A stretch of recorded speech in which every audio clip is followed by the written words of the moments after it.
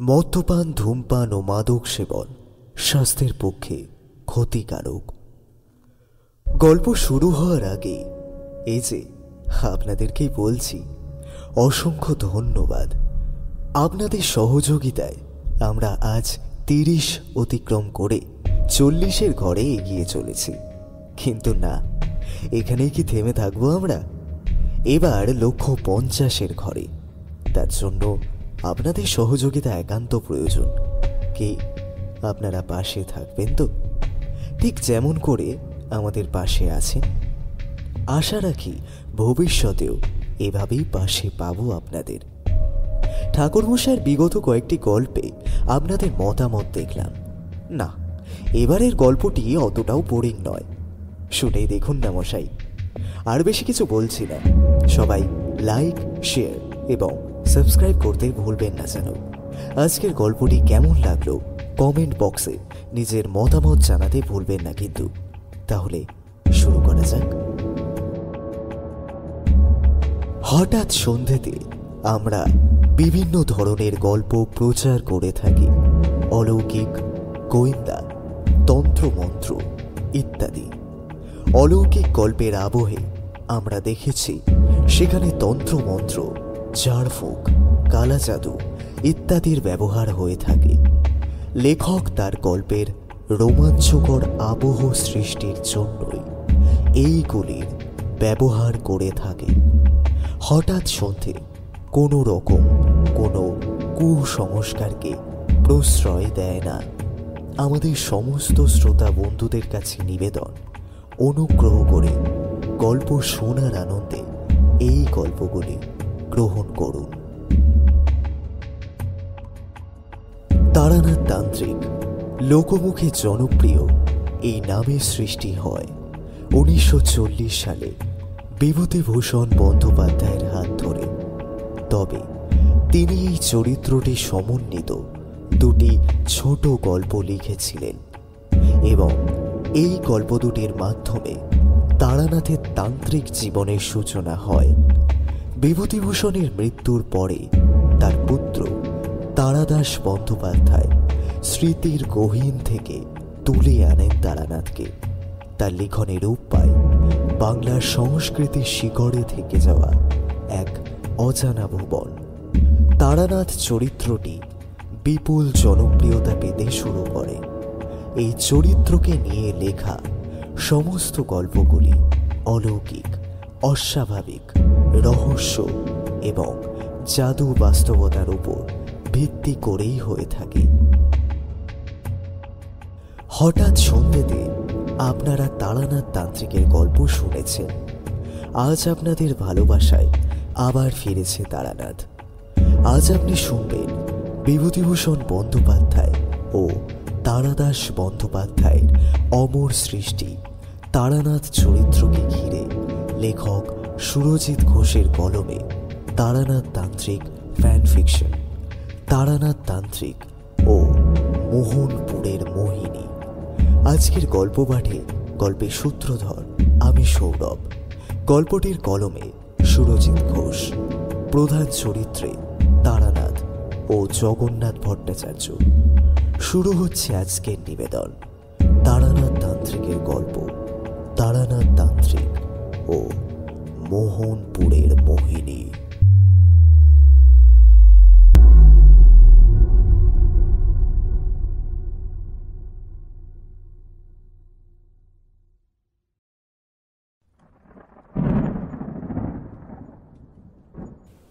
আমি আর কিশোরী সন্ধ্যে 7টা নাগাদ এসে উপস্থিত হলাম ঠাকুরমশাইয়ের গৃহে। ঠাকুরমশাইয়ের গৃহে আসার পর আমরা দেখলাম ঠাকুরমশাই ঘরে নেই। তিনি বাইরে কি যেন একটা দরকারি কাজে বের হয়েছেন। চারি আমাদের দেখে অত্যন্ত আনন্দিত হয়ে দুয়ারে রাখা তক্তপোষের ওপর বসতে বলে সে প্রবেশ করল রান্নাশালার ভিতর।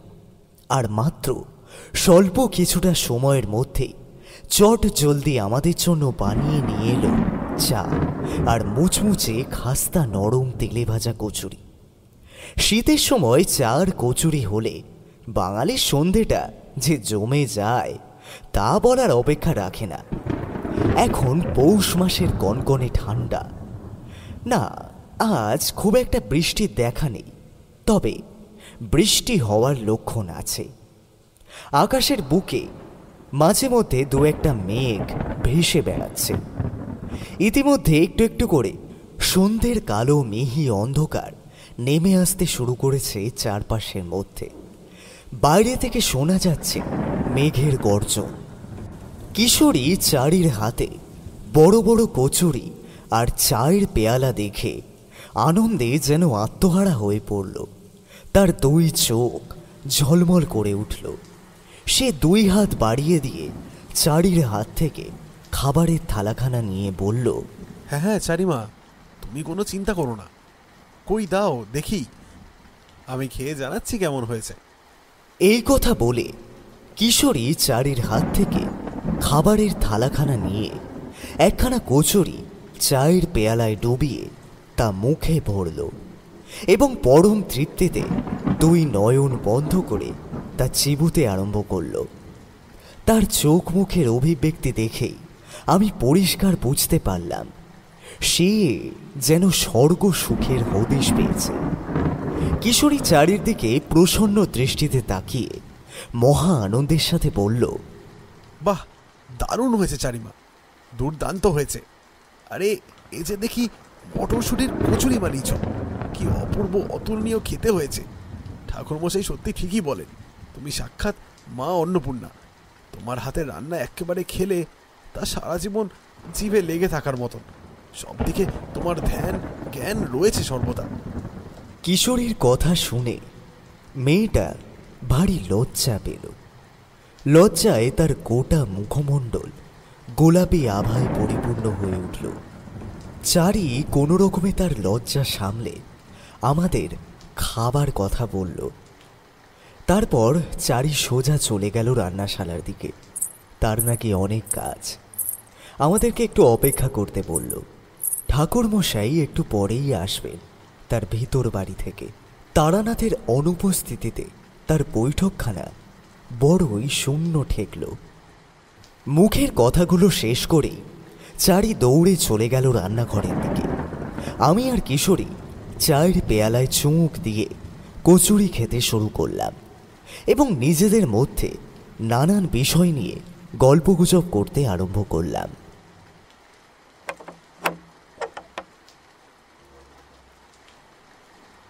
কি হে কিশোরী, কখন এলে তোমরা? সদরের দরজা খুলে ভেতরে ঢুকে এলেন ঠাকুরমশাই। আমাদের দেখে চওড়া হাসি হেসে তিনি কথাগুলো বললেন।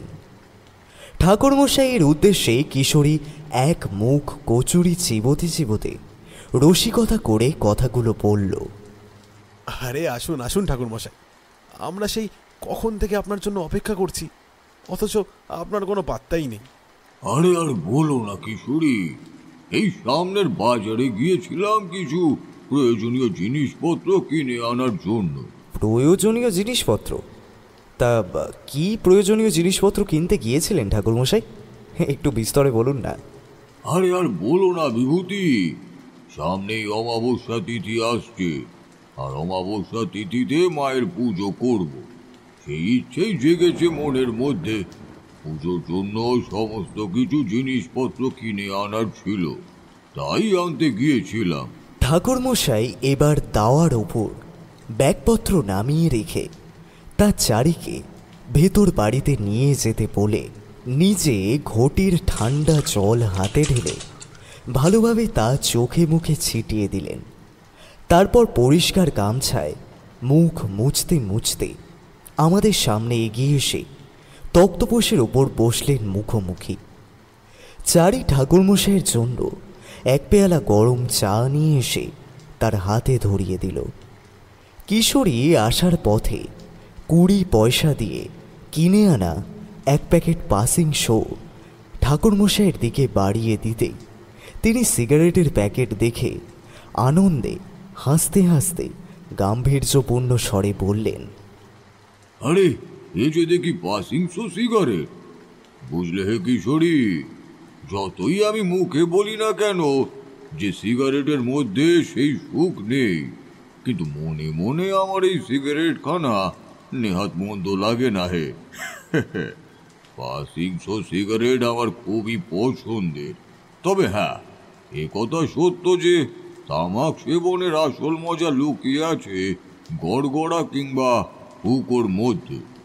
কিন্তু তাহলেও বর্তমান সময় মানুষের হাতে অবসর সময় এখন বড়ই কমে এসেছে, আর সেই প্রয়োজন থেকেই মানুষ এই সিগারেটের প্যাকেটের প্রতি আসক্ত হয়ে পড়ছে। এই কথা বলে ঠাকুরমশাই একবার সিগারেটের প্যাকেট খুলে তার মধ্যে থেকে একটা সিগারেট বের করে তাতে আগুন ধরিয়ে মনের সুখে ধূমপান করতে আরম্ভ করলেন। আর মাঝে মধ্যে সিগারেটের অগ্রভাগে জমতে থাকা ছাই তিনি আধ ভাঙা নারকেলের মালায় ঝেড়ে ফেললেন আঙুলের আলতো চাপে। আমি আর কিশোরী একে অপরের দিকে দৃষ্টি বিনিময় করলাম। কিশোরীটা একটু বেশি অধৈর্য প্রকৃতির, বরাবরই তার শরীরে ধৈর্য শক্তি বড় কম। সে ঠাকুরমশাইয়ের দিকে তাকিয়ে বালক সুলভ কণ্ঠে আবদারের ভঙ্গিমায় বলল, ঠাকুরমশাই, এবার তাহলে একখানি গল্প বলে শোনান না। জানেনই তো আমরা আপনার কাছে গল্প শুনতে ঠিক কতটা ভালোবাসি। আপনার বলা এই সমস্ত গল্পগুলো শুনে বাস্তবের মাটিতে দাঁড়িয়ে তা বিশ্বাস করতে একটু কঠিন লাগলেও ভীষণ ভালো লাগে। আপনার বলা সেই সমস্ত আষাঢ়ে গল্পের মধ্যে একটা গা ছমছমে লোমর্ষক ভাব থেকে যায়, আমাদের খুবই আনন্দ দেয় সেটা। কিশোরীর বলা এই সমস্ত কথাগুলো শুনে আমার বুকের মধ্যে যেন এক রণ দামামা বেজে উঠল। ভয়ে আমার বুক রীতিমতো দূর দূর করে কেঁপে উঠল। আমি দেখলাম ঠাকুরমশাই হাতের সিগারেটখানি বিরক্তির সাথে ছুঁড়ে ফেলে দিয়ে অগ্নি দৃষ্টিতে তাকালেন তার দিকে। তারপর বাজখাই সুরে গর্জে উঠে বললেন, তা আমি যখন এতই আষাঢ়ে গল্প বলি, তা সেই সব গল্প না শুনলেই তো পারো হে। কি দরকার এমন ভাবে আমার বানিয়ে বলা গল্প মন্ত্রমুগ্ধের মতন শুনবার? হ্যাঁ, বর্তমান পরিস্থিতির বেগতিক বুঝে সব দিক সামাল দেওয়ার জন্য আমি তড়িঘড়ি বলে উঠলাম, আপনি কিশোরীর কথা শুনে এত চটে যাচ্ছেন কেন? জানেনই তো সে মাঝে মধ্যেই এমন ধারা মূর্খের মতো বেফাস কথা বলে, তার কথার কোনো স্বাদ পাঁচ নেই। কিশোরীর বলা সব কথা কি আর ধরে চলা যায়? আর তোমাকেও বলি ভাই কিশোরী, এতখানি বয়স হলো অথচ কোথায় কোন কথা বলতে হয় সে সামান্য ধারণাটুকু তোমার নেই। এবার মুখটা বন্ধ করো দেখি, চুপ করে বসে থাকো। আপনি আপনি দয়া করে কিশোরীর কথায় কিছু মনে করবেন না ঠাকুরমশাই। সত্যি কথা বলছি, আপনার বলা প্রত্যেকটা কাহিনী আমাদের আমাদের ভীষণ ভালো লাগে, এবং আমরা এটাও বিশ্বাস করি যে আপনি আমাদের যে সমস্ত ঘটনার কথা বলেন তার সব কিছুই শতভাগ সত্যি। আমরা শুধুমাত্র আপনার মুখের কথাতেই নয়, নিজের চোখেও বেশ অনেকবার আপনার বিভিন্ন ক্ষমতা প্রত্যক্ষ করেছি। সেই সকল ক্ষমতা তো আর মিথ্যে হয়ে যেতে পারে না, না?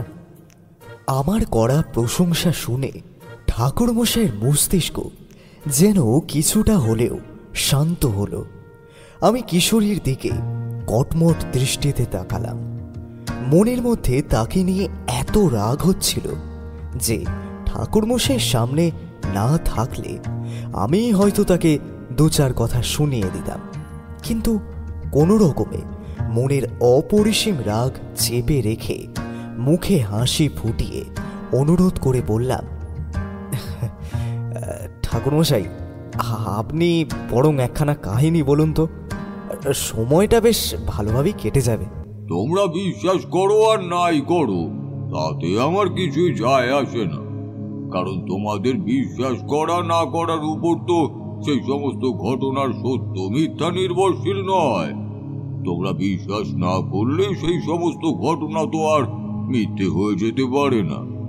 এখনো যদি সেই সমস্ত জায়গায় গিয়ে তোমরা খোঁজ নাও, তাহলে লোক মুখে শুনতে পাবে আজ থেকে বহু বছর আগে সে সমস্ত জায়গায় ঘটে গিয়েছিল মারাত্মক সব বিভীষিকা। এই কথা বলে ঠাকুরমশাই এবার একটু চুপ হলেন। আমি আর কিশোরীও চুপচাপ বসে রইলাম নির্বাক শ্রোতার মতো। রান্নাঘরের ভেতর থেকে ভেসে এলো ফোড়নের শব্দ আর সুস্বাদু রান্নার সুবাস। বেশ কিছুটা সময় চুপ করে বসে থাকার পর তিনি আর একটা সিগারেট বের করে তাতে আগুন ধরিয়ে টান দিয়ে বলতে আরম্ভ করলেন আজকের কাহিনী। আজ থেকে অনেক বছর আগে ঘটনা ঘটেছিল। তোমরা তো জানোই যে আমি অতীতকালে বরাবরই ভবঘুরে প্রকৃতির মানুষ ছিলাম। চার দেওয়ালের গণ্ডিবদ্ধ জীবনের মধ্যে নিজেকে আবদ্ধ করে রাখতে আমার মন চাইতো না কখনোই। বারে বারে তাই ছুটে গেছি বিভিন্ন অজানা অচেনা প্রান্তর, কেবলমাত্র পরমেশ্বরের উপর অসীম ভরসাই রেখে। আমার গুরুদেব আমায় বলেছিলেন যে সর্বত্যাগী সন্ন্যাসী হওয়া আমার পক্ষে কখনোই সম্ভব হবে না, তাই এই সংসারে থেকেই আমাকে আমার সাধন জীবন সম্পন্ন করতে হবে। গুরুদেবের কথা মতোই আমি কাজ করেছি, কখনো ছেলে হিসাবে, কখনো স্বামী হিসাবে, আবার কখনো পিতা হিসাবে।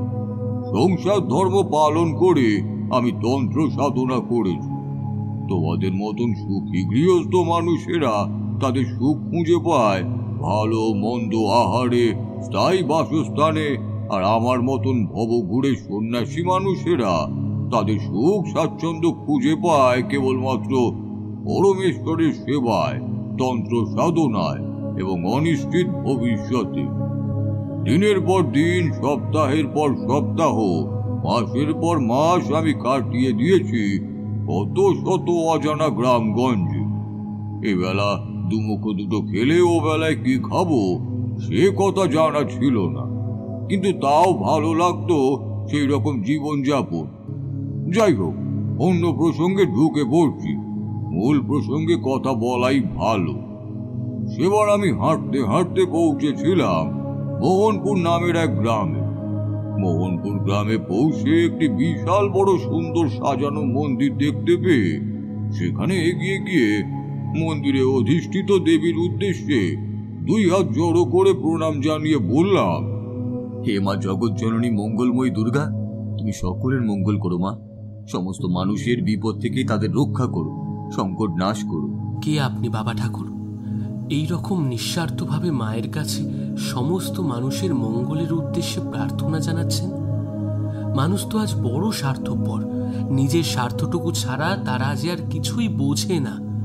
নিজেদের স্বার্থসিদ্ধি হলেই, প্রয়োজন ফুরিয়ে গেলেই সব কিছুকে তুচ্ছ বলে গণ্য করে মানব জাতি। যে যার নিজের নিজের দুঃখ কষ্ট বেদনার কথা জানাতে সব সময় ব্যস্ত হয়ে থাকে, সেখানে আপনি মায়ের কাছে এসে এইভাবে নিজের জন্য কিছু না প্রার্থনা করে সমস্ত মানুষের জন্য প্রার্থনা করছেন। সত্যি আপনি সত্যি বড় উদার মনের মানুষ। সেই মন্দিরের অল্প বয়সী তরুণ পূজারী আমায় দেখতে পেয়ে গর্ভগৃহ ছেড়ে বেরিয়ে এসে বলল কথাগুলো। আমি মায়ের উদ্দেশ্যে প্রণাম জানিয়ে তার দিকে তাকালাম। সেই পূজারীর বয়স খুবই অল্প, তাও ধরো ওই 25-এর কাছাকাছি। গায়ে তার একখানি উত্তরীয় জড়ানো, উত্তরীয় ফাঁক দিয়ে উঁকি মারছে চকচকে সাদা শ্বেত শুভ্র উপহিত, কপালে শ্বেত চন্দনের তিলক, মুখে হালকা গোপদারি রাস্তরক। আমি সেই পূজারীর দিকে তাকিয়ে সৌজন্যমূলক হাসি হেসে নরম গলায় বললাম, হ্যাঁ বাবা, তুমি একেবারে ঠিক কথাই বলেছ। যতই দিন যাচ্ছে তত মানুষ কেবলমাত্র নিজেরটুকু নিয়ে ব্যস্ত হয়ে পড়ছে। নিজের ছাড়া তারা যেন আর কোনো কিছু বুঝতে চায় না, কখনো অন্যের উপকারের কথাও মাথায় আসে না। তা তুমি বুঝি মন্দিরের পূজারী? কিছু মনে করো না, তুমি তো আমার থেকে বয়সে অনেকটাই ছোট, সে কারণে তোমায় তুমি করেই বললাম। বাহ, আপনার কথাগুলো শুনে মনটা যেন ভরে গেল। না না, আমি কিছু মনে করিনি। আমি আপনার থেকে বয়সে অনেক ছোট, তাই তুমি করে বলাটাই উচিত। আগে হ্যাঁ, আমি এই মন্দিরের পূজারী। আমার বংশের পূর্বপুরুষেরা দীর্ঘদিন ধরে এই দেবীর পুজো করে আসছেন। বংশ পরম্পরায় এবার সেই পুজোর ভার আমার ঘাড়ে এসে পড়েছে। আমাদের বাড়ি এই মোহনপুর গ্রামে। মোহনপুরের ব্রাহ্মণ পাড়ায় আমার ঘর। দেখুন দেখি, এত কিছু বলছি অথচ নিজের নামটাই তো আপনাকে জানানো হয়নি। আমার নাম জগন্নাথ ভট্টাচার্য। কিন্তু আপনাকে তো ঠিক চেনা চেনা বলে মনে হচ্ছে না। এর আগে আমাদের গ্রামে আপনাকে কখনো কোনোদিন দেখেছি বলে তো মনে পড়ছে না। আচ্ছা, আপনি কি এই গ্রামে নতুন, মানে আজই এসেছেন? হয়তো কোনো আত্মীয় কুটুমের বাড়ি? আপনি আমায় বলুন, আমি নিজে আপনাকে সেই আত্মীয়ের বাড়ি নিয়ে যাব। এই গোটা মোহনপুরের সমস্ত মানুষদের আমি চিনি। আপনি শুধু একবার নামটা বলুন। মন্দিরে সেই তরুণ পূজারী অর্থাৎ জগন্নাথ ভট্টাচার্যের কথা শুনে আমি কিছুটা হেসেই বললাম, না না বাবা, আমি তোমাদের গ্রামে কারোর বাড়িতেই কুটুম হয়ে আসিনি। আমার নাম তারানাথ চক্রবর্তী, তবে পঞ্চজনে আমায় তারানাথ তান্ত্রিক নামেই ডাকে। আমি সাধারণ কিছু টুকিটাকি তন্ত্রমন্ত্র জানি এবং জানা আছে কিছু জ্যোতিষবিদ্যা। আমি একটু ভবঘুরে গোছের মানুষ বলতে পারো। নানা জায়গায় ঘুরে বেড়ানোই আমার কাজ। আজ ঘুরতে ঘুরতে তোমাদের এই মোহনপুর গ্রামে এসে উপস্থিত হয়েছি। এখানে 1-2 দিন কাটিয়ে তারপর আবার চলে যাব যেদিকে দু চোখ চায় সেদিকে। বাহ, আপনার সাথে এই পরিচয় হয়ে কথা বলে বেশ ভালো লাগলো। আপনি সত্যি সম্পূর্ণ আলাদা এক ব্যক্তিত্বের মানুষ। আমি আমার জীবনে বিভিন্ন ধরনের মানুষের সাথে পরিচিত হয়েছি, কিন্তু আপনার মতো এরকম স্বভাবের মানুষ সচরাচর আমি খুব একটা দেখিনি। আপনি এখানেই দাঁড়ান, আমি আপনার জন্য কিছুটা প্রসাদ আর জল নিয়ে আসছি। আপনাকে দেখে যথেষ্ট ক্ষুধার্ত বলেই মনে হচ্ছে। আপনি দাঁড়ান, আমি মায়ের প্রসাদ আনছি, মায়ের প্রসাদ খান। এই কথা বলে জগন্নাথ এবার প্রবেশ করলো সেই মন্দিরের গর্ভগৃহে। মাত্র স্বল্প কিছুটা সময়ের মধ্যেই সে কলা পাতার মোড়কে করে বেশ কিছু ফলের টুকরো ও আতপ চাল মাখা এনে তা আমায় খেতে দিল। দেবীর উদ্দেশ্যে প্রণাম জানিয়ে আমি সেই প্রসাদ খেতে আরম্ভ করলাম।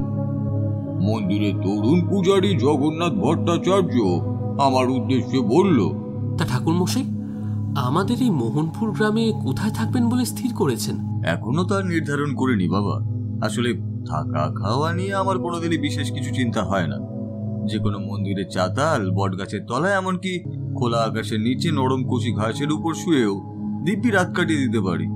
তাই এত বড় গ্রামের কোনো না কোনো এক প্রান্তে মাথা গোঁজার মতো একটু ঠাই আমার ঠিকই জুটে যাবে। ঠাকুর মশাই, মানে যদি কিছু মনে না করেন তাহলে একটা কথা বলি। হ্যাঁ হ্যাঁ জগন্নাথ, বলো না, কি বলতে চাও?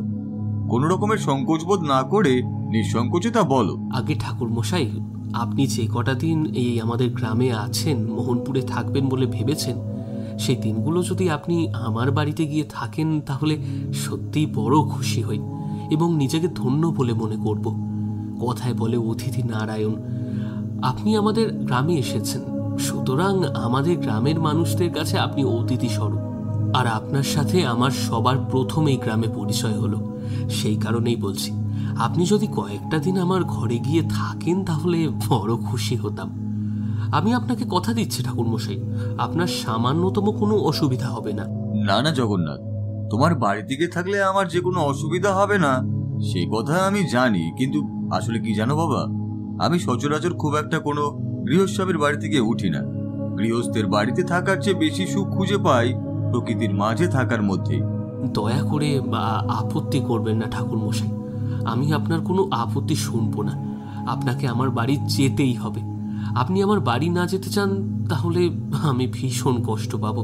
জগন্নাথের এমন ধারা জোড়াজুড়ি আর আবদার শুনে শেষমেশ আমাকে তার সাথে তার বাড়ি যাবার সিদ্ধান্তই নিতে হলো। আমি প্রসাদ খাওয়া শেষ করে এক ঘটি জল ঢক ঢক করে গলার মধ্যে ঢেলে মুখ মুছতে মুছতে হাসতে হাসতেই বললাম, আচ্ছা বেশ বেশ, ঠিক আছে জগন্নাথ, তুমি যখন এত করে বলছো তখন আমি যাব, তোমার সাথে তোমার বাড়িতেই যাব।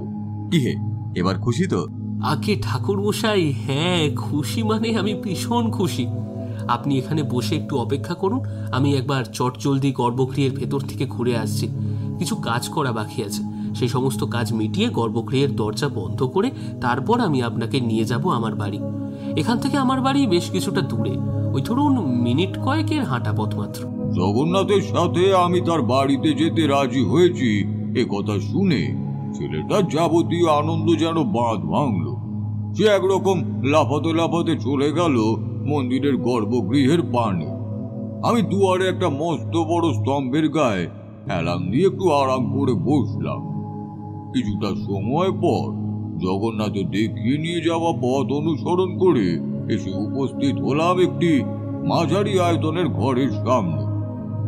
জগন্নাথ ভট্টাচার্য এগিয়ে গিয়ে তার মায়ের উদ্দেশ্যে উচ্চ কণ্ঠে হাঁক দিয়ে বলল, মা, ও মা, গেলে কোথায় তুমি? তাড়াতাড়ি একটিবার বাইরে এসো, দেখে যাও আমি সঙ্গে করে কাকে নিয়ে এসছি। জগন্নাথ এমন ধারা উচ্চ কণ্ঠের হাঁক ডাক শুনে ঘরের ভেতর থেকে এবার বেরিয়ে এলেন একজন বিধবা মহিলা, মাথা ভরা তার ঘোমটা। জগন্নাথ আমার দিকে তাকিয়ে দুহাত জড়ো করে বলল, ঠাকুরমশাই, এই হলেন আমার মা নবমিতা ভট্টাচার্য।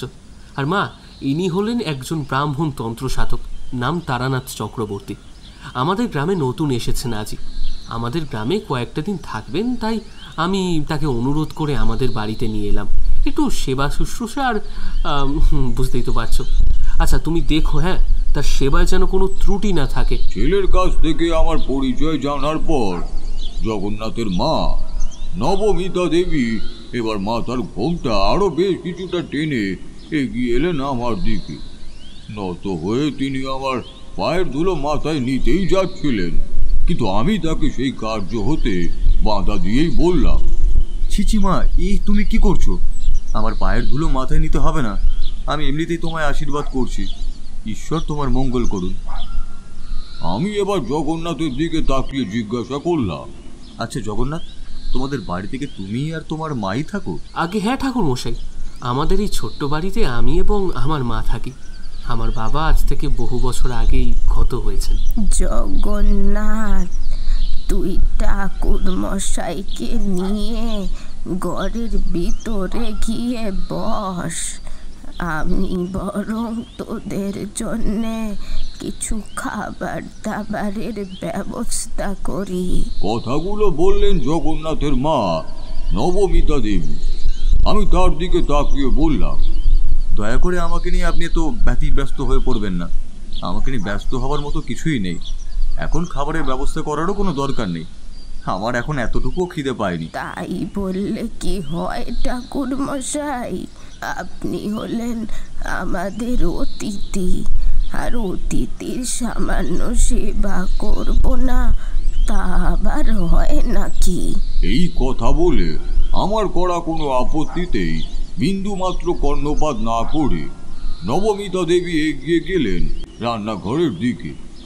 আমি আর জগন্নাথ ঘটির শীতল জলে হাত মুখ ধুয়ে এসে বসলাম ভেতর বাড়িতে। জগন্নাথের সাথে স্বল্প সময়ের মধ্যেই আমার বেশ ভাব জমে উঠল। তার সাথে কথোপকথনের মাধ্যমে আমি বুঝতে পারলাম যে সত্যি সে বড় ভালো মনের মানুষ। তার মনের মধ্যে কোনো প্যাঁচ কিংবা পাপবোধ নেই। সে মুক্ত আকাশের মতন খোলামেলা। কথায় কথায় উঠে এলো তার পিতার কথা।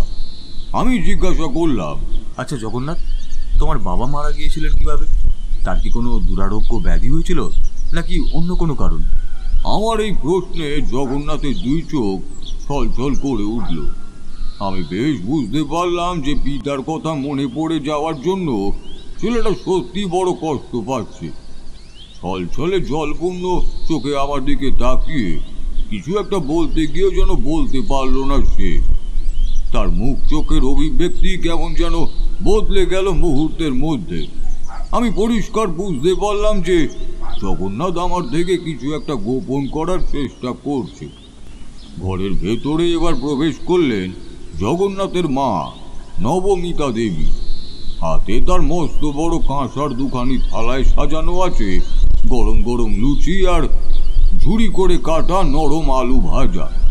সেগুলি তিনি নামিয়ে রেখে আমাদের উদ্দেশ্যে বললেন, বলছি, এই সামান্য জল খাবারটুকু আপনি গ্রহণ করুন ঠাকুর মশাই। একটা থালা আমি জগন্নাথের দিকে বাড়িয়ে দিয়ে একটা থালার লুচি খেতে আরম্ভ করলাম।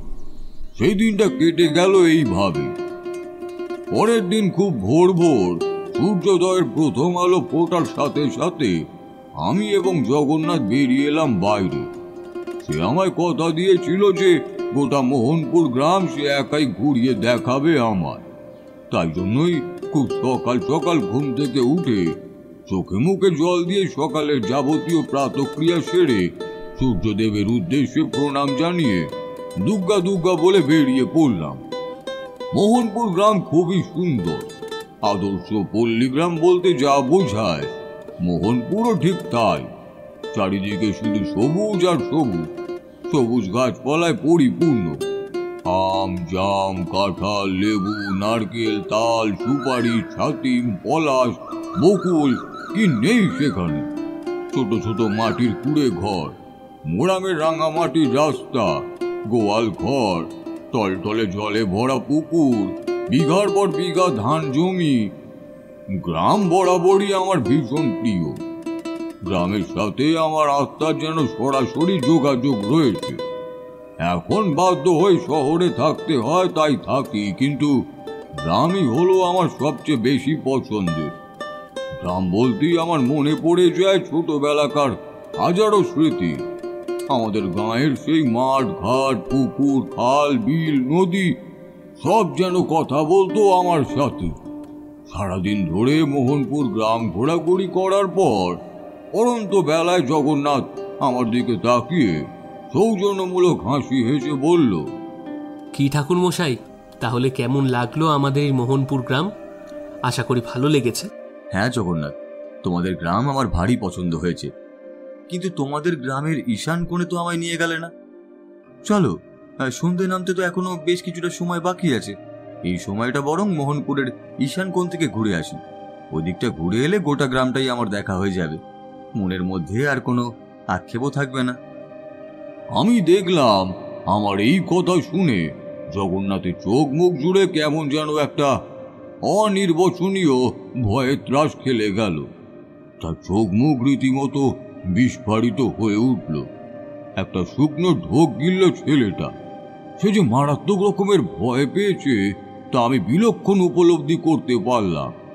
জগন্নাথ কেমন যেন একটা ভয়ার্ত কণ্ঠে দ্রুততার সাথে বলে উঠল, মানে না না ঠাকুর মশাই, মোহনপুর গ্রামের ঈশান কোণে গিয়ে আমাদের আর কোনো কাজ নেই। আপনি চলুন না, আমার সাথে চলুন, আমরা বরং এবার বাড়ি ফিরে যাই। ইতিমধ্যেই সন্ধ্যার অন্ধকার ঘনিয়ে এসছে চারপাশ জুড়ে। আমাদের এইভাবে আর বাইরে থাকাটা উচিত হবে না। আমি আরো বেশ কয়েকবার জগন্নাথকে ঈশান কোণ বরাবর যাওয়ার জন্য বিভিন্নভাবে চেষ্টা করতে লাগলাম, কিন্তু আমার কোনো চেষ্টাই সফল হলো না। ঈশান কোণে যাবার নাম শুনে প্রতিবার ছেলেটা কেঁপে কেঁপে উঠল রীতিমতন ভয়ানক কোনো আতঙ্কে। আমি এটুকু বুঝতে পারলাম যে এই মোহনপুর গ্রামে এমন কিছু না কিছু রয়েছে যা হয়তো এখানকার মানুষদের মনের মধ্যে রীতিমতো বিভীষিকা সৃষ্টি করতে সক্ষম হয়েছে। জগন্নাথও রাজি হলো না, আর এইদিকে সন্ধ্যাও বেশ গাঢ় হয়ে নেমে এলো। তাই অগত্যা আমাদের বাড়ি ফিরেই আসতে হলো। কিন্তু বাড়ি ফিরে সেই চায়ের পেয়ালা হাতে নিয়ে আমি চেপে ধরলাম জগন্নাথকে। আসল সত্যিটা যে আমায় জানতেই হতো। যতক্ষণ না আমি জানতে পারতাম যে সেই মোহনপুর গ্রামের ঈশান কোণে কি এমন জিনিস রয়েছে যার কারণে এত ভয় পাচ্ছে জগন্নাথ, ততক্ষণ আমার কিছুতেই যেন স্বস্তি লাভ হচ্ছিল না। এতক্ষণ যাবৎ একটানা বিরামহীনভাবে গল্প বলার পর ঠাকুরমশাই এবার একটু চুপ হলেন। আমি এবং কিশোরী আমরা একে অপরের দিকে মুখ চাওয়াচাই করে বুঝতে পারলাম যে গল্পের আসরে এবার কিছুটা বিরতির সময় এসেছে। ঠাকুরমশাই আমাদের দিকে তাকিয়ে বললেন, তোমরা এখানে বসে একটু অপেক্ষা করো, আমি একটিবার ঘরের ভেতর থেকে গড়গড়াখানা সেজে আনি ভালো করে। অনেকক্ষণ হলো গড়গড়ায় টান দিই না, তাই মনটা কেমন যেন উসপুস করছে। অল্প কিছুটা সময় বসে অপেক্ষা করো, তার মধ্যেই আমি ফিরে আসবো। যদি মনে হয় তাহলে চারিকে বলে দু পেয়ালা চাও খেতে পারো। না না ঠাকুরমশাই, আমরা এখন আর চা খাবো না। শুধু শুধু বাচ্চা মেয়েটাকে বারে বারে এমন বিরক্ত করার কোনো মানে হয় না। তাছাড়াও চা খাওয়ার ইচ্ছা এখন আর নেই। আপনি আপনি বরং যান, নিশ্চিন্ত মনে গড়গড়া সেজে আনুন। আমরা এখানেই বসে আছি আপনার অপেক্ষায়। আপনি আসলে পরবর্তী গল্প শোনা যাবে। আচ্ছা বেশ, ঠিক আছে, তোমরা তাহলে বসো, আমি একবার ভেতর থেকে ঘুরে আসি বরং। এই কথা বলে ঠাকুরমশাই এবার সোজা চলে গেলেন কক্ষের ভেতর।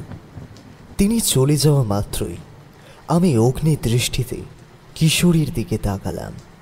সে আমার চোখের চাউনি দেখেই বুঝে গেল যে তার উপর রীতিমতো এক মারাত্মক রকমের ঝড় আছড়ে পড়তে চলেছে। আমি কিছু বলার আগেই সে কাঁচুমাচু মুখে কাতরভাবে আমাকে বলে উঠল, আমায় মার্জনা করো ভাই, তখন মুখ ফুসকে ওই সমস্ত কথাগুলো বলে ফেলেছি। তুমি তো জানোই আমার স্বভাব ওরকমই, 7-5 ভাবনা চিন্তা না করেই আমার যখন যেটা মনে হয় বলে ফেলি। তুমি আর আমায় কিছু বলো না, আমার ঢের শিক্ষা হয়েছে। কিশোরীর সেই রকম কাঁচুমাচু মুখ দেখে আমার ভীষণ হাসি পেলেও সেই হাসি চেপে রাখলাম বহু কষ্টে। কিশোরী সিগারেটের প্যাকেট থেকে 2টো সিগারেট বের করে একটা নিজে নিয়ে একটা দিল আমাকে। ঠাকুরমশাই একবার যখন গৃহের ভেতরে গিয়েছেন গড়গড়া সাজাতে, তখন আর বেশ কিছুটা সময় এই দিকে আসবেন না, সে ব্যাপারে আমরা শতভাগ নিশ্চিত। ঠাকুরমশাই আমাদের থেকে বয়সে এবং সম্মানে অনেক উপরে, তাই আমরা কোনোদিন তার সামনে আজ অবধি ধূমপান করি না। এই সময় তিনি আর আসবেন না এ কথা নিশ্চিত হয়েই এবার সিগারেটে আগুন ধরালাম। সিগারেটে অগ্নি নিক্ষেপ করার পরে হঠাৎ করে চারি আমাদের উদ্দেশ্যে বলল যে আমাদের আর 2 পেয়ালা চা লাগবে কিনা। আমাদের সিগারেট খাওয়া সমাপ্ত হলে অবশিষ্ট সিগারেটের ফিল্টারটুকু আমরা ছুঁড়ে ফেলে দিলাম মাঝ উঠোনে। ধূমপান শেষ হওয়া মাত্রই চারি রান্নাঘরের বাইরে বেরিয়ে এসে আমাদের উদ্দেশ্যে জানালো যে আমাদের 2 পেয়ালা চা লাগবে কিনা। কিশোরী চারির কথায় সম্মতি জানালে মেয়েটা মৃদু হেসে পুনরায় প্রবেশ করল রান্নাঘরের দিকে আমাদের জন্য চা করে আনার জন্য। স্বল্প কিছুটা সময়ের মধ্যেই চারি আমাদের জন্য গরম 2 পেয়ালা চা আর কিছু চাল কলাই ভাজা নিয়ে হাজির হলো। ঠাকুরমশাই এবার ঘরের বাইরে বেরিয়ে এলেন জ্বলন্ত গড়গড়া হাতে নিয়ে।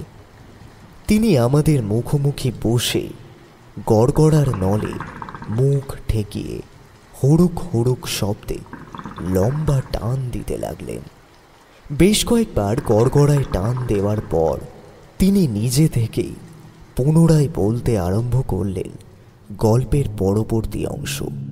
জগন্নাথকে অনেকবার বলার পর সে শেষমেশ মুখ খুলল।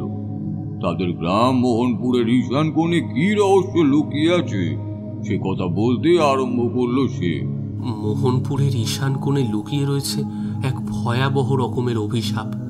আমাদের গ্রাম কিংবা আশেপাশের যে কোনো তল্লাটের যে কোনো পুরুষ মানুষ ঈশান কোণের দিকে পা বাড়ায় না।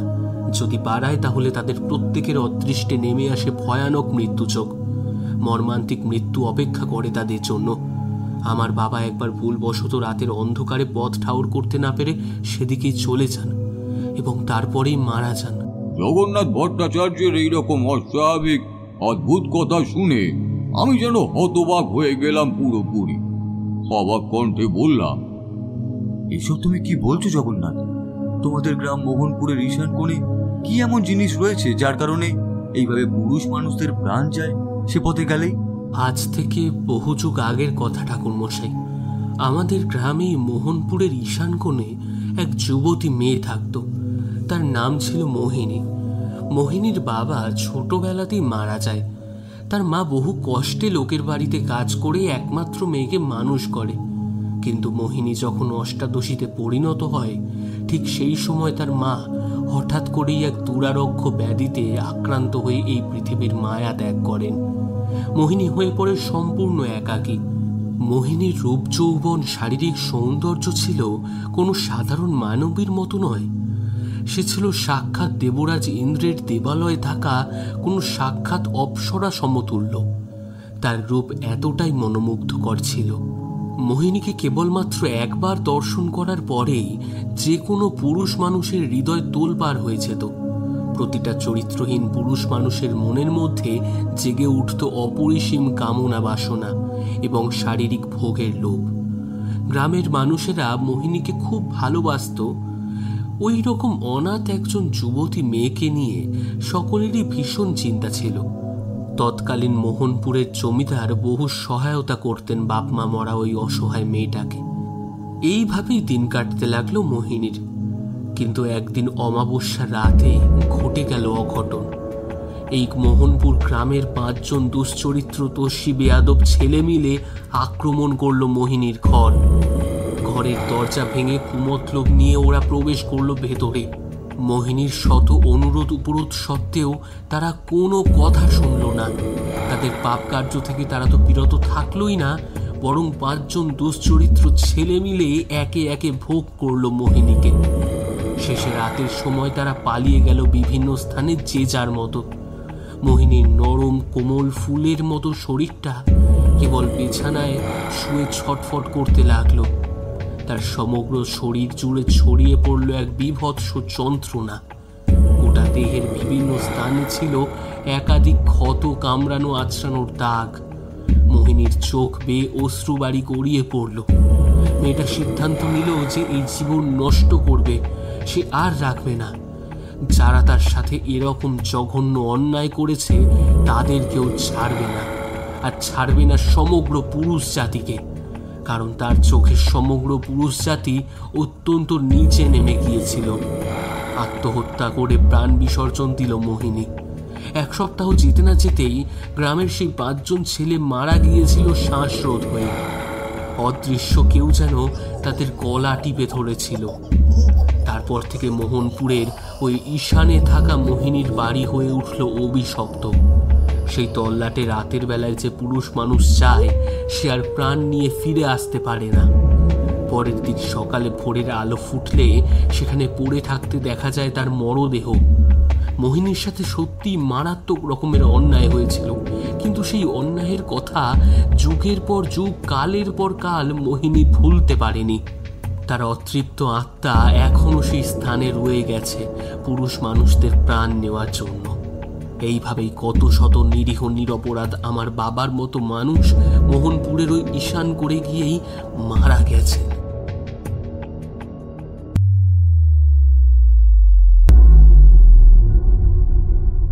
জগন্নাথের মুখ থেকে বলাই বর্ণনা শুনে আমার মনের মধ্যে কেমন যেন একটা অদ্ভুত অস্বস্তি ছড়িয়ে পড়ল। ভীষণ রকমের কৌতূহল হলো সেই জায়গাটা একবার ঘুরে দেখে আসার জন্য। তবে সেদিন রাতে আমি আর মোহনপুরের ঈশানকোণে যাওয়ার সিদ্ধান্ত নিলাম না, কারণ রাতের অন্ধকারে সেই জায়গা ঘুরে দেখার আগে দিনের আলোয় একবার যাওয়া উচিত। তাই মনস্থির করলাম পরদিন সকালবেলায় আমি সেখানে যাব। ঠাকুরমশাইয়ের কথা শেষ হতে না হতেই কিশোরী চায়ের শূন্য পেয়ালাখানা নিচে নামিয়ে রেখে প্রশ্ন করল, তারপর তারপর কি করলেন ঠাকুরমশাই? আপনি কি তার পরের দিন মোহনপুরের ঈশান কোণে গিয়ে উপস্থিত হলেন? হ্যাঁ কিশোরী, যেমন ভাবনা ঠিক তেমনই কাজ। পরের দিন সকালে ঘুম থেকে ওঠার পর যাবতীয় প্রাতক্রিয়া সেরে আমার পরমেশ্বর কাল ভৈরব এবং মধুসুন্দরী দেবীর উদ্দেশ্যে প্রণাম জানিয়ে আমি বেরিয়ে পড়লাম মোহনপুর গ্রামের ঈশান কোণের উদ্দেশ্যে। তবে আসার সময় আমাকে কিছুতেই একলা যেতে দিল না জগন্নাথ। আমার 2 হাত জড়িয়ে ধরে সে বলল তার অনুরোধে আমি এই গ্রামে থেকে গিয়েছি এবং তার মুখ থেকে সেই অভিশপ্ত জায়গার কথা শুনেছি। সেখানে গিয়ে আমার যদি কোনো ক্ষতি হয়ে যায় তাহলে কিছুতেই সে নিজেকে কোনোদিনও ক্ষমা করতে পারবে না। তাই আমি একলা যাব না। যদি আমাকে মোহনপুর গ্রামের ঈশান কোণে যেতেই হয় তাহলে সেও যাবে আমার সাথে। আমি তাকে অনেকবার করে বোঝানোর চেষ্টা করলাম যে আমার কোনো বিপদ ঘটবে না, কারণ ঈশ্বরের আশীর্বাদ রয়েছে সর্বদা আমার মাথার উপর, তাই সে যেন নিশ্চিন্ত থাকে। কিন্তু আমার কোনো কথাতেই বিন্দু মাত্র কর্ণপাত করল না সে। অবশেষে জগন্নাথ আর আমরা দুজনে মিলে এবার রওনা দিলাম মোহনপুর গ্রামের ঈশান কোণের উদ্দেশ্যে। ঠাকুর মশাই, দিনের বেলায় আপনি আমাদের গ্রামের ঈশান কোণে গিয়ে কোনো বিপদের মুখোমুখি হবেন না, সে বিশ্বাস আমার রয়েছে। কিন্তু রাতের বেলায় ওখানে যাওয়ার কথা আপনি মাথাতেও আনবেন না, কারণ সন্ধ্যার অন্ধকার নামার পর থেকে ওই জায়গায় ফিরে আসে মোহিনীর আত্মা। মোহনপুরের মোহিনীর বুকে জ্বলতে থাকে অপরিসীম প্রতিশোধের আগুন। সমস্ত পৃথিবীর পুরুষদের একেবারে শেষ করে দিতে চায় ও। সেখানে রাতের বেলায় যদি আপনি চান ওখানে, তাহলে বড় বিপদের মুখোমুখি হতে পারেন, আর তা আমি কিছুতেই মেনে নিতে পারবো না।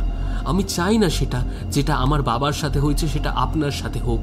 জগন্নাথের বলা কথা শুনে আমি মনে মনে হাসলাম, কারণ আমি জানি যে রাতের বেলায় এই ঈশান কোণে মোহিনীদের ভাঙা পরিত্যক্ত বাড়ির নিকটে আমি আসবই। এই সমস্যার সমাধান যে আমায় করতেই হবে, তা না হলে শত শত পুরুষ মানুষের প্রাণ শেষ হয়ে যাবে বিনা অপরাধে। এই সমস্ত কথা তখনই আমি জানালাম না তাকে। আমি আর জগন্নাথ মূলত মোহিনীর বিষয়ে নানা কথাবার্তা বলতে বলতে হাঁটতে লাগলাম সে পথে। চলতি পথে আমার নজরে পড়ল গ্রামের ঈশান কোণে যত্রতত্র ছড়িয়ে ছিটিয়ে পড়ে আছে বিভিন্ন হাড়, কঙ্কাল, নরকরটি, যা দেখে আমি বুঝতে পারলাম যে সত্যি এই স্থান বড়ই ভয়ানক। এইবার আমার নজরে পড়লো একটা ভাঙা পরিত্যক্ত পোড়ো বাড়ি। জগন্নাথ সেই দিকে ভয়ার্ত দৃষ্টিতে তাকিয়ে কাঁপা কাঁপা গলায় বলল, ঠাকুর মশাই, ওই যে বড় বাড়িটা দেখছেন, ওটাই হলো মোহিনীদের বাড়ি। আজ থেকে বহু বছর আগে মোহিনী এবং তার বিধবা মা ওই বাড়িতেই থাকতো। এতদিন ধরে প্রকৃতির রোদ, জল, ঝড়, বৃষ্টিপাত এবং বজ্রপাতের মতো নানান প্রাকৃতিক দুর্যোগের মুখোমুখি হয়ে সেই বাড়ি আজ কেবলমাত্র এক ধ্বংসস্তূপে পরিণত হয়েছে। এই কথা বলে জগন্নাথ আবার পুনরায় হন্তদন্ত হয়ে সেই ভাঙা বাড়ির দিকে এগোতেই যাচ্ছিল, কিন্তু আমি তাকে বাধা দিয়ে বললাম, দাঁড়াও জগন্নাথ, এইভাবে যেও না। এখানে যাওয়ার আগে আমি তোমার এবং আমার নিজের ভালোভাবে গাত্রবন্ধন করে নিতে চাই। মন্ত্রের দ্বারা আমাদের দেহ বন্ধন করা থাকলে কোনো রকমেরই অশুভ শক্তি বিন্দুমাত্র ক্ষতি সাধন করতে পারবে না। এই বলে আমি মনে মনে মধু সুন্দরী দেবী এবং কাল ভৈরবকে স্মরণ করে তাদের উদ্দেশ্যে প্রণাম জানিয়ে বিড়বিড় করে মন্ত্রপাঠ করতে আরম্ভ করলাম। ভালোভাবে গাত্রবন্ধন করে নিয়ে সেই পরিত্যক্ত ভাঙা বাড়ির সামনে এসে থমকে দাঁড়ালাম আমরা দুজন। বেশ অনেকদিন যে এই জায়গায় কোনরূপ মানুষের পা পড়েনি, তা সেই স্থানের দুরবস্থা দেখেই বুঝতে পারলাম। চারিদিক জুড়ে শুধুই মাকড়সার ঝুল। বিশাল বড় বড় সব মহিরুয়ের দল তাদের ডালাপালা বিস্তার করে সাক্ষাৎ দানবের ন্যায় দাঁড়িয়ে আছে ঊর্ধ্বপানে মুখ তুলে। সমগ্র জায়গাটা কেমন যেন ছায়া ছায়া মায়াময়। সূর্যলোকে তীব্র আলোর উজ্জ্বল ছটা এসে প্রবেশ করতে পারেনি ধরাতলে। কেমন যেন একটা স্যাঁতস্যাঁতে বুনো ভ্যাবসা গন্ধ এসে ঠেকলো আমার নাকে।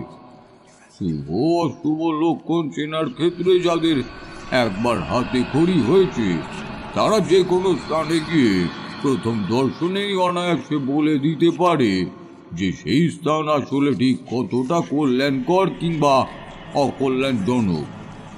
ওই পরিত্যক্ত বহু প্রাচীন ভাঙা বাড়ির চারপাশ ঘিরে যে ভয়ানক রকমের এক অশুভ শক্তি বেষ্টন করে রয়েছে, তা আমি বিলক্ষণ উপলব্ধি করতে পারলাম। কারণ কোটা মোহনপুর গ্রামের মধ্যে যে প্রাণবন্ত ভাব রয়েছে, সেই প্রাণবন্ত ভাব নেই কেবলমাত্র এই তল্লাটে। সমস্ত জায়গাটা পুরোপুরি শব্দহীন। কেমন যেন মৃত্যু শীতল নীরবতা গ্রাস করেছে সেই পরিত্যক্ত ভাঙা বাড়িটিকে ঘিরে। কোথাও কোনো পাকপাকালির ডাক, এমনকি নিদেন পক্ষে সামান্য দু একটা কীট পতঙ্গের আওয়াজ অবধি কানে এসে পৌঁছচ্ছে না। আমি জগন্নাথের দিকে তাকিয়ে দৃঢ় কণ্ঠে বললাম, চলো জগন্নাথ, এবার আমরা বরং এই বাড়ির ভেতরে প্রবেশ করি। আমার এই কথা শুনে জগন্নাথের গোটা শরীর জুড়ে যেন শিহরণের বন্যা বয়ে গেল। তার পায়ের তলার দুই হাঁটু কেঁপে উঠল ঠক ঠক করে, দাঁতে দাঁত লেগে যেন খটখট আওয়াজ বেরিয়ে এলো। কোনো রকমে কাঁপতে কাঁপতে সে বলল, আপনি কি বলছেন ঠাকুর মশাই? কি দরকার আছে ওই অভিশপ্ত বাড়ির ভেতরে প্রবেশ করার? তার চেয়ে বরং চলুন এখান থেকে, আমরা এবার চলে যাই। আপনি বলেছিলেন আমাদের গ্রামের ঈশান কোণ আপনি ঘুরে দেখতে চান, তো সেটা তো হয়ে গেছে ঘোরা। এবার আপনি চলুন। জগন্নাথ, তোমাকে যেতে বললাম, তুমি চলো। আর যদি যেতে একান্তই ভয় পাও তাহলে এখানে এই বাইরে দাঁড়িয়ে অপেক্ষা করো। আমি বরং একবার চটজলদি এই বাড়ির ভেতরটা ঘুরে দেখে আসি। না না ঠাকুর মশাই, আপনি দয়া করে একা যাবেন না। দাঁড়ান, আমিও যাবো আপনার সাথে। ঈশ্বর রক্ষা করুন আমাদের, আমরা যেন আবার সুস্থ স্বাভাবিক অবস্থায় ঘরে ফিরে যেতে পারি। আমার মায়ের যে আমি ছাড়া আর কেউ নেই।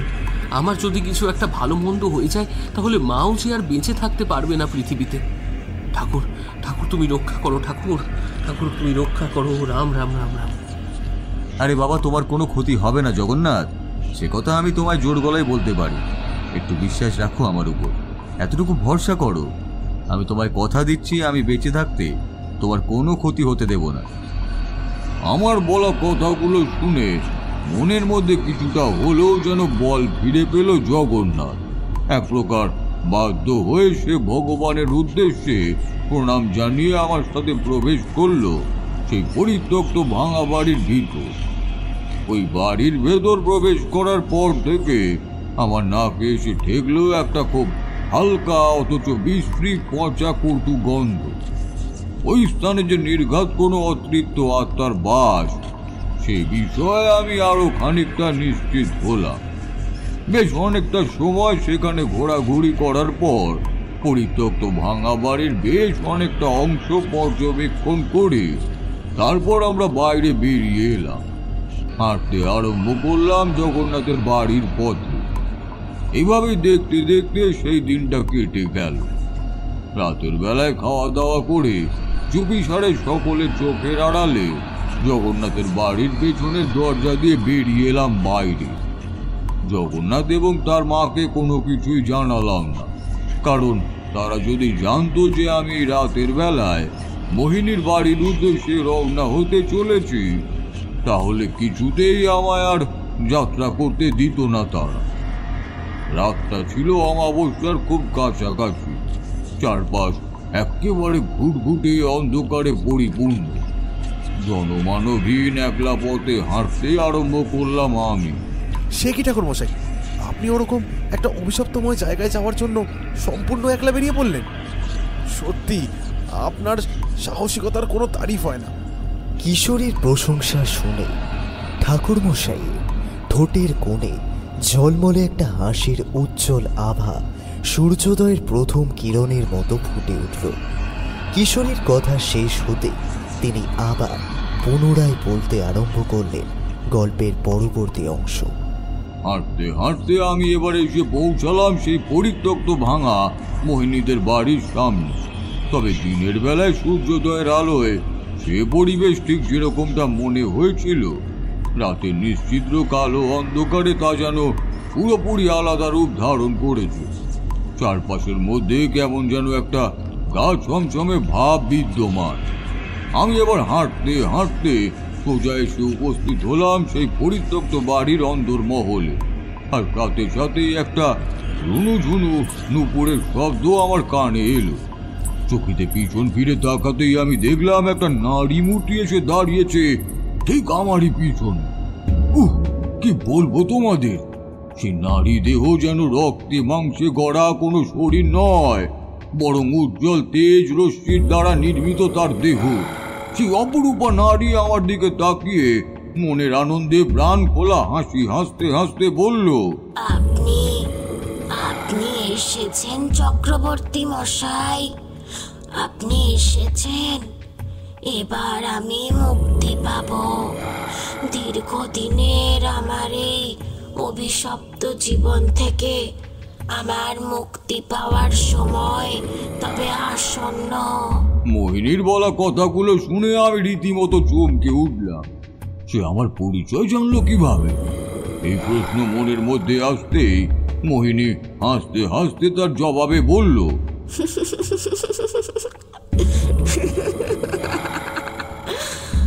আমি আপনার পরিচয় জানি, এমনকি এটাও জানি আপনি আমার বিরুদ্ধে ঠিক কি শুনেছেন। কিন্তু বিশ্বাস করুন, আপনি আমার সম্বন্ধে যে সমস্ত কথা শুনেছেন তা সম্পূর্ণ মিথ্যা। আমার সাথে যে 5 জন যুবক অন্যায় করেছিল তাদের ছাড়া আজ অবধি আমি অন্য কোনো পুরুষকে হত্যা করিনি। কিন্তু রাতের অন্ধকারে যে সমস্ত মানুষেরা এখানে এসে উপস্থিত হয় তারাই আমাকে দেখে অতিরিক্ত ভয় পেয়ে হৃদযন্ত্র বিকল হয়ে মারা যায়। আর এখানকার স্থানীয় মানুষেরা সকাল হলে মৃতদেহ পড়ে থাকতে দেখে ভাবে আমি তাদের হত্যা করেছি।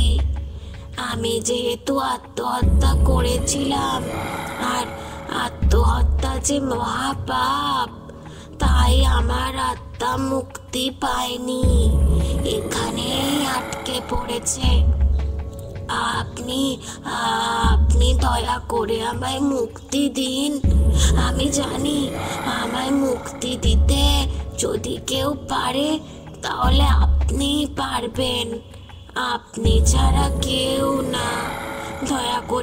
দয়া করে আমায় মুক্তি দিন। আমি এভাবে আর থাকতে চাই না। যুগের পর যুগ, কালের পর কাল কেটে গেছে, এবার আমায় মুক্তি দিতেই হবে।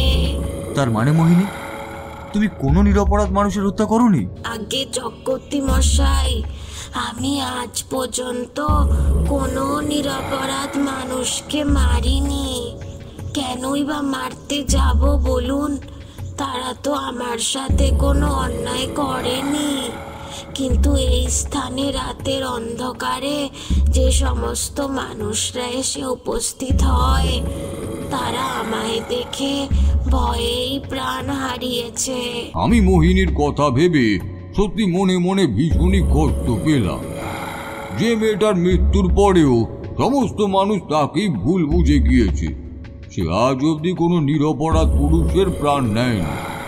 আমি এবার মোহিনীর সেই অতৃপ্ত আত্মার দিকে তাকিয়ে দৃঢ় কণ্ঠে বললাম, তুমি চিন্তা করো না মোহিনী, তোমার এই অভিশপ্ত দশা থেকে মুক্তি পাওয়ার সময় এসে গেছে, তোমার মুক্তি আসন্ন।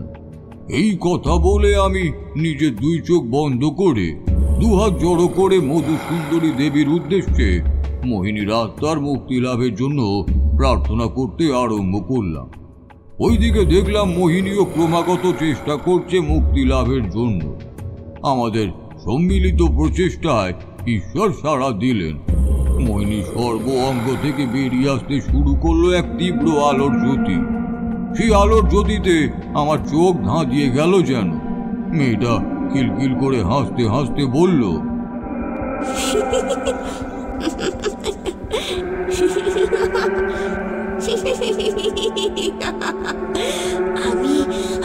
আমি মুক্তি পেয়েছি চক্রবর্তী মশাই, আমি মুক্তি পেয়েছি।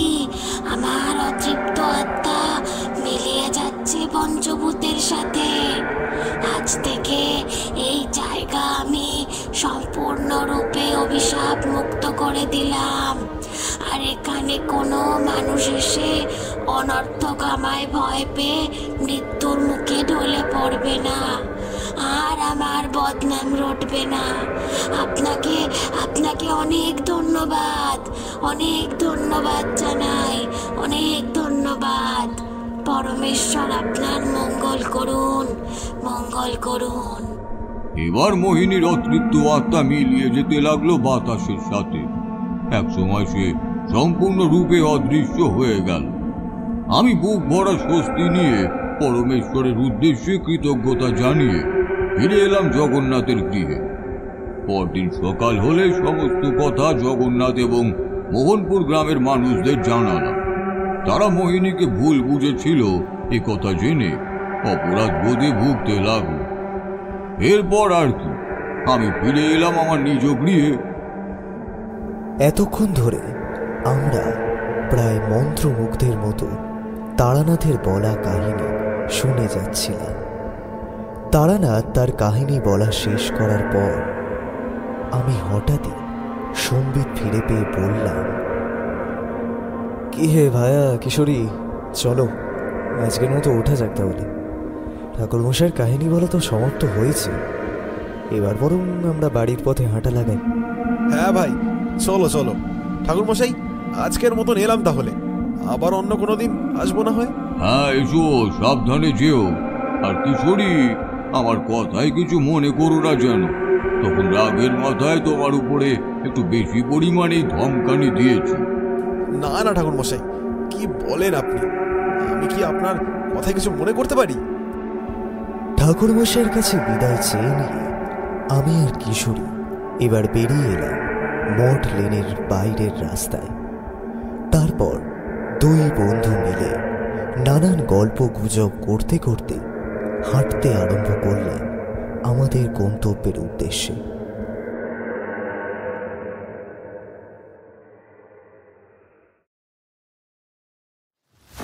হঠাৎ সন্ধেতে আজ আপনি শুনছিলেন সুরজিৎ ঘোষের কলমে তারানাথ তান্ত্রিক ফ্যান ফিকশন, তারানাথ তান্ত্রিক ও মোহনপুরের মোহিনী।